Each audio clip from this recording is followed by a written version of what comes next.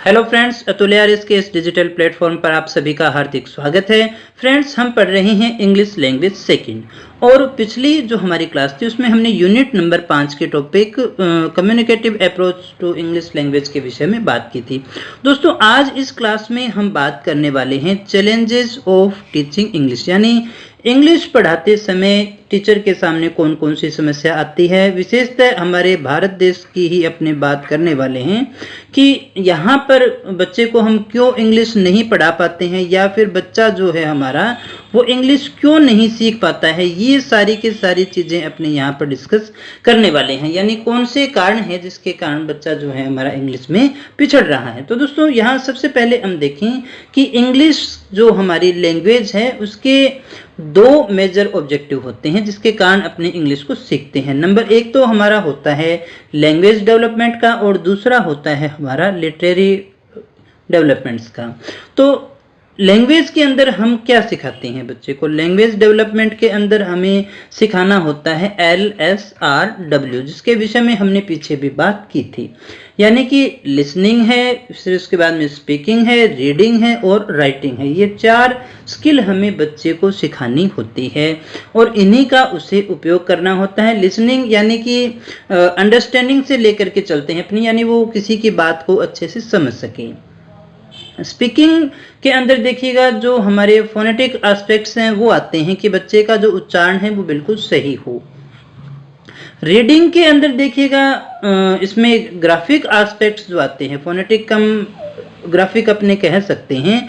और देखिएगा उसके बाद में राइटिंग के अंदर हमारे जो ग्राफिकल एस्पेक्ट हैं वो अपने देखते हैं। तो ये 4 चीज़ें हमें देखनी होती हैं। और लिटरेरी जो अपने डेवलपमेंट है उसकी बात अपने यहाँ पर नहीं कर रहे, क्योंकि हमें सिखाना क्या है बच्चे को, हमें इंग्लिश सिखानी है, यानी व्यवहार में वो LSRW का उपयोग कर सके, ये हमें इसमें सिखाना होता है। तो अभी हम बात करेंगे कि भारत के अंदर, इंडिया के अंदर वो कौन सी समस्याएं हैं जो अंग्रेजी अध्यापक के सामने आती हैं। यानी अंग्रेजी अध्यापक को भी उन समस्याओं का सामना करना पड़ता है और बच्चों को भी सामना करना पड़ता है, जिसके कारण कोई भी स्टूडेंट है वो इंग्लिश को ढंग से सीख नहीं पाता है। दोस्तों, बड़ा आसान सा टॉपिक है और इतना ज़्यादा सिंपल है कि यहाँ पर हमें सिर्फ इन चीज़ों को समझना है, कुछ भी यहाँ पर लिखने का या रट्टा मारने का तो है ही नहीं। रट्टा आपको बिल्कुल भी नहीं मारना है, बिल्कुल इतना आसान है कि कोई भी बच्चा इसको बड़ी आसानी से समझ सकता है। दोस्तों, तो यहाँ सबसे पहले जो हमारे पास में पॉइंट है वो है neglecting the AIIMS of teaching English, यानी कि अंग्रेजी अध्यापन के जो उद्देश्य हैं उन्हीं की क्या की जा रही है, उपेक्षा की जा रही है। दोस्तों, अंग्रेजी अध्यापन जो उद्देश्य है, यानी हम ऐसा कह सकते हैं कि भारत में अंग्रेजी अध्यापन के उद्देश्य है, जो उद्देश्य होने चाहिए वो हमारे इसके अनुकूल नहीं है। यानी यहाँ पर जो इंग्लिश टीच करवाई जा रही है वो अंग्रेजी अध्यापन के नियमों के अनुकूल नहीं है, उनके उद्देश्यों के अनुकूल नहीं है। दोस्तों, और बहुत बार तो ऐसा होता है कि न तो टीचर ही इनके उद्देश्य से परिचित होता है और न ही स्टूडेंट जो है वो सीखने के उद्देश्यों से परिचित होता है। दोस्तों, और यहाँ पर हमारे यहाँ इंग्लिश बड़ी विडंबना है कि इसी प्रकार से सिखाई जाती है कि बच्चा केवल परीक्षा को पास कर ले, न कि वो हम कम्युनिकेशन के लिए उसको सिखाते हैं, और इसी कारण से हमें समस्या का सामना करना पड़ रहा है। तो पहला पॉइंट हमारा था neglecting the AIIMS of teaching English, यानी कि इंग्लिश के जो वास्तविक उद्देश्य हैं उनकी अवहेलना की जाती है, उनको नेग्लेक्ट किया जाता है, क्योंकि हमारे यहाँ टीचर और स्टूडेंट्स दोनों को ही पता नहीं है कि हम इंग्लिश सीख क्यों रहे हैं। दोस्तों, हम उसके व्यवहारिक उपयोग की बजाय बच्चे का जो ध्यान रहता है, टीचर का भी जो ध्यान रहता है, विशेषतः जो हिंदी मीडियम के स्कूल हैं या फिर जो सरकारी स्कूल है वहाँ पर ऐसा थोड़ा आपको ज़्यादा देखने को मिलता है कि किसी तरह से बच्चा याद करे, लर्न करे और एग्जाम में लिख आए और उसकी परीक्षा जो है वो क्या हो जाए, पास हो जाए। यानी हमारा जो उद्देश्य है वो इंग्लिश का व्यवहारिक यानी LSRW की जो अपने बात कर रहे थे वो न रह करके हमारा उद्देश्य रह जाता है केवल हमें क्या करना है, इस एग्जाम को पास करना है, एग्जाम फाइट करना है, केवल इसीलिए हम पढ़ा रहे हैं उसको। तो पहला पॉइंट हमारा यही था, neglecting the AIIMS of teaching English. तो देख सकते हैं दोस्तों, बिल्कुल भी ये हमारा मुश्किल नहीं है और दोस्तों सभी किताबों में आपको यही मिलने वाले हैं, बस आप इनको अच्छे से समझ लेंगे तो फिर हमारे पास में किसी भी प्रकार की दिक्कत होने वाली नहीं है, क्योंकि ये याद करने का टॉपिक नहीं है दोस्तों। बिल्कुल वापस दोहरा देता हूँ, ये हमारा याद करने का टॉपिक बिल्कुल भी नहीं है, ये समझने का है। तो दूसरा जो हमारा पॉइंट है वो है place of English in school curriculum, यानी कि स्कूल का जो हमारा पाठ्यक्रम है, विद्यालय का जो पाठ्यक्रम है, उसमें अंग्रेजी का स्थान क्या है दोस्तों, ये हमें समझना पड़ेगा। स्कूल के अंदर, स्कूल का जो पाठ्यक्रम है उसके अंदर अंग्रेजी को उचित स्थान दिए जाने की समस्या अभी तक आपके सामने है, यानी उसको जो पाठ्यक्रम है उसके अंदर उचित स्थान नहीं दिया गया है दोस्तों, क्योंकि बहुत सारी बातें हैं जो अभी भी हल नहीं हो पा रही है। यानी सबसे पहली बात कि किस क्लास से इंग्लिश को शुरू किया जाए और किस क्लास पर उसको खत्म करना चाहिए, यानी किस क्लास से अपने इसको शुरू करें और किस क्लास पे खत्म करें। जैसे अपने अभी भी देखते हैं कुछ स्थानों पे, अभी तो वैसा बहुत कम हो गया है कि छठी क्लास के अंदर जाकर के इंग्लिश शुरू होती थी, अब तो ये समस्या काफी दूर हो चुकी है, लेकिन फिर भी आप खत्म कहाँ हो रही है। कुछ में 12वीं तक चलती है और बहुत सी जगह तो आपको बीए तक जो है इंग्लिश एक सहायक सब्जेक्ट के रूप में, एक कंपलसरी सब्जेक्ट के रूप में आपको पढ़ना पड़ता है। यानी ये अभी भी समस्या है कि कहाँ से शुरू करें और इसको कहाँ पर अपने ये मान लें कि बच्चे की जो इंग्लिश है वो पूरी हो चुकी है दोस्तों। और क्या अंग्रेजी भाषा एक ऐसा अनिवार्य विषय होना चाहिए, और अगर अनिवार्य विषय होना चाहिए तो फिर किस क्लास से होना चाहिए, ये अभी हमारे पास में समस्या है।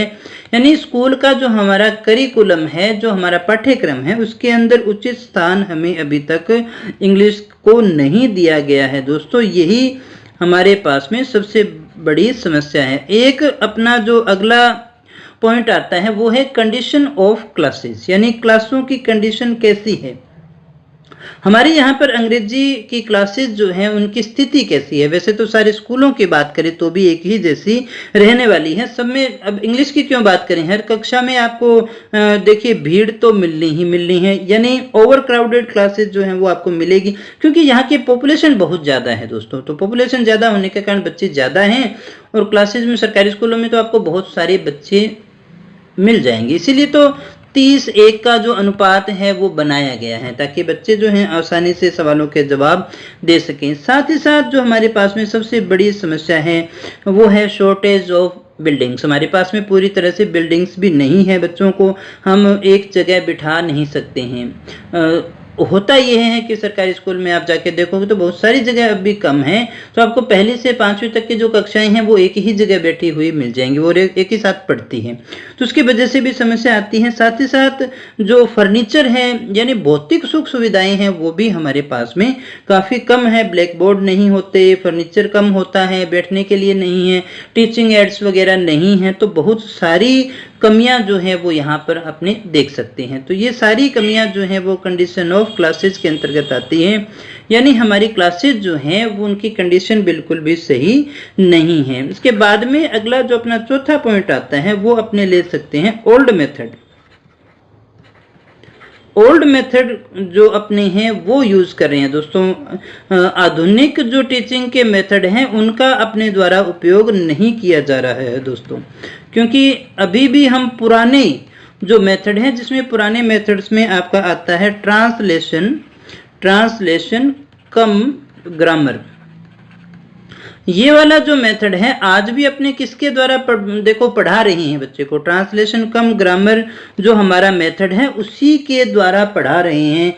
नए जो अपना एक नई पद्धति जो हमारी आ चुकी है वो पद्धति है स्ट्रक्चरल एंड सिचुएशनल, उसका अपने उपयोग नहीं कर रहे हैं।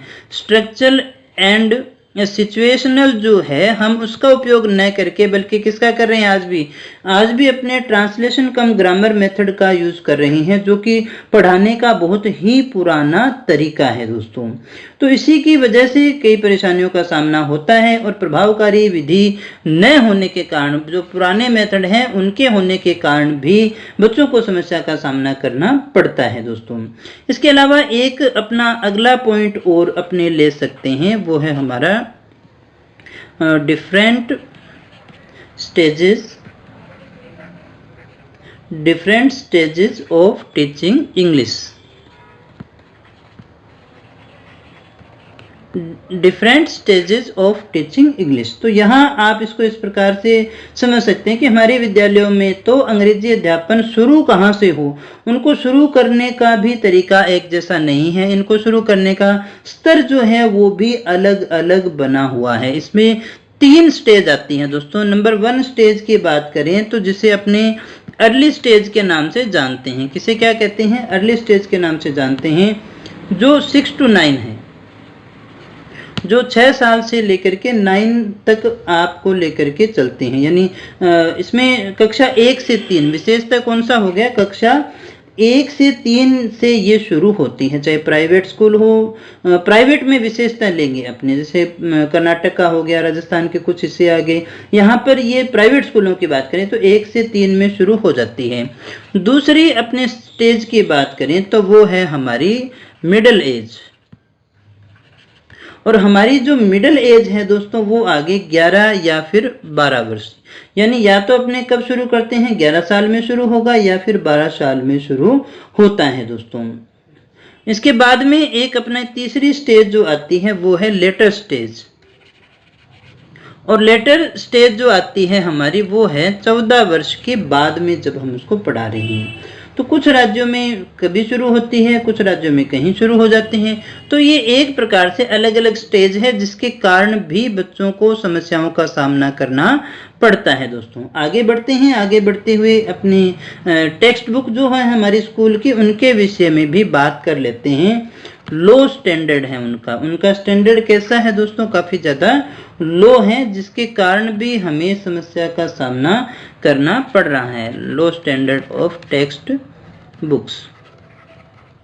तो देखिएगा दोस्तों, जो हमारी टेक्स्ट बुक है उनकी भी बहुत अच्छी प्रिंटिंग नहीं है, और साथ ही साथ जो उसमें वोकैबुलरी या फिर जो भी हमारा विषय वस्तु है, हमारी सब्जेक्ट मैटर है, वो भी बड़े अच्छे ढंग से नहीं दिया जाता, और अगर है तो भाषा बहुत ज़्यादा टिपिकल हो जाती है दोस्तों। प्रासंगिकता भी यहाँ पर नहीं रह जाती है दोस्तों।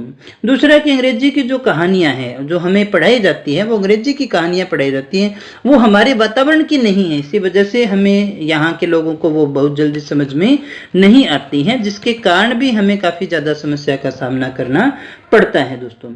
इसके अलावा अपने ये कह सकते हैं ऑडियो विजुअल यूज जो है अपने, उनका भी बहुत कम हो पाता है। Less use of audio visual aids जो हैं, इनका भी क्या होता है? बहुत ही कम उपयोग होता है दोस्तों, जिसके कारण भी हमें काफ़ी ज़्यादा समस्या होती है। यानी श्रव्य दृश्य जो सामग्री है उसका उपयोग तो नगण्य है। अब जैसे अपने बात करें, बच्चे को ए फॉर एप्पल के साथ में एप्पल का चित्र दिखाया जाए तो वो बड़ी जल्दी सीख पाएगा उसको। आज तो कार्टून और बहुत सारे ऐसे मेथड हैं जिनके द्वारा उनको सिखाया जा सकता है, लेकिन ऐसा अभी हो नहीं पा रहा है दोस्तों। इसी के कारण काफ़ी ज़्यादा समस्या है, क्योंकि ये एक फॉरेन लैंग्वेज है जिसके रूप में अपने सीख रहे हैं, इसलिए इन चीज़ों की हमें आवश्यकता होती है दोस्तों। इसके अलावा एक और अपने ले सकते हैं लैक ऑफ इफेक्टिव टीचर्स।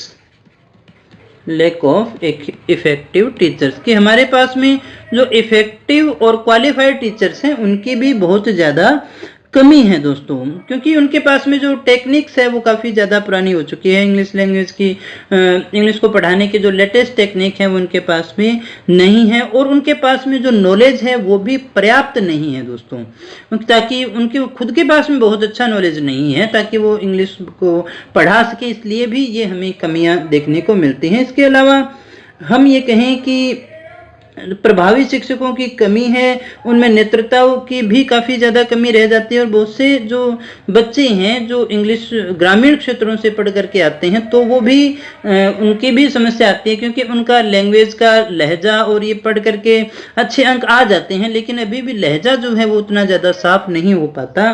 इसके कारण भी समस्याएँ आती हैं दोस्तों।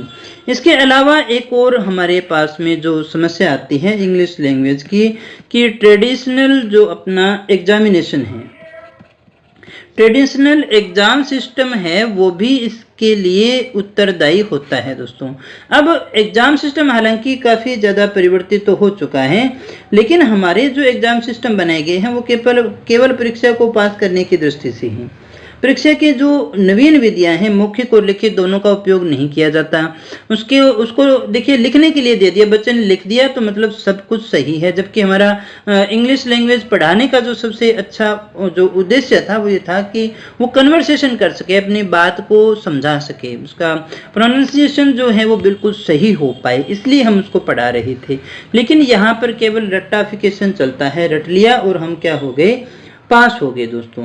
इसी के साथ जो है अच्छे अध्यापकों की भी कमी रह जाती है। तो ये कुछ एक अपने लगभग इतने ही हैं दोस्तों, मेन तो अपने इतने ही टॉपिक बनते हैं, बाकी टाइम पास के लिए तो कितना भी अपने इसमें कर सकते हैं। वैसे यहाँ से आप ये बात तो कम से कम समझ गए होंगे कि इसमें याद करने वाला या समझने वाला वैसा कुछ भी नहीं है। एक आत्मा की शांति थी कि ये टॉपिक अपने पढ़ लें तो हमें काफ़ी कुछ आ चुका है, और उम्मीद करता हूँ वो आत्मा आपकी शांत हो चुकी होगी। नहीं है तो कर लीजिएगा दोस्तों, वरना रीट की परीक्षा नज़दीक है, 25 अप्रैल को आपकी परीक्षा होने वाली है। अखबारों में रोजाना कुछ ना कुछ आता रहता है भाई, हो भी सकती है आगे और नहीं भी हो सकती, दोनों ही चीज़ें। लेकिन फिर से मैं आपको दोहराऊंगा कि अगर हो गई तो क्या करोगे, इसलिए आप उस तारीख को ही मान करके चलिएगा कि आपकी जो सही तारीख है वो कौन सी है दोस्तों। सही तारीख आपकी 25 ही है और उसी तारीख को आपको अच्छे से याद करना है। तो दोस्तों ये था हमारा आज का टॉपिक, जिसमें कुछ भी मुश्किल नहीं था। मिलते हैं नेक्स्ट टॉपिक में कुछ और नई जानकारी के साथ, कुछ और नए तथ्यों के साथ। तब तक बने रहे हमारे साथ। Thank you very much.